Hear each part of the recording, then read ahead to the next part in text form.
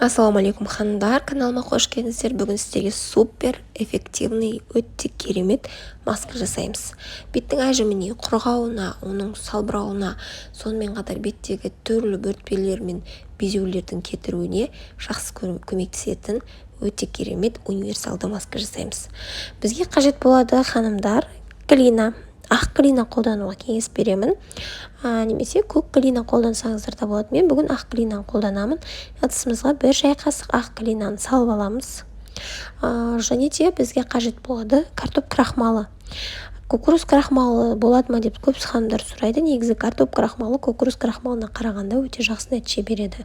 Ол бетіңізді тартуға, әжіміне және отек болса, оның кетуіне жақсы, яғни лифтинг эффект береді сіздерге.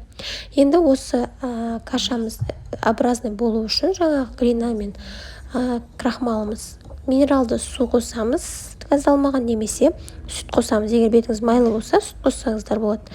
Жақсылап араластырып, енді біз жожоба майынан 2-3 тамшы қосамыз. Сіз өзіңіз қалаған майыңызды қоссаңыз болады. Тіпті зәйтүн майын қосуға болады. Бірақ енді сұйық май дегенде өсімдік майын қосып жібермеңіздер.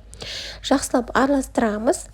Дайын болды біздің маскамыз. Енді осыдан аллергияға тест жасап, бетімізге тазартылған құрғақ бетімізге жағып 15-20 минут ұстап, сосын жылы сумен жуып тастаймыз. Артынан крем жағып қойды ұмытпаймыз. Бұл масканы ханымдар аптада 1 рет, 2 рет курспен 1 ай жасау керек. Нәтижесі 1-2 жасағаннан байқалады.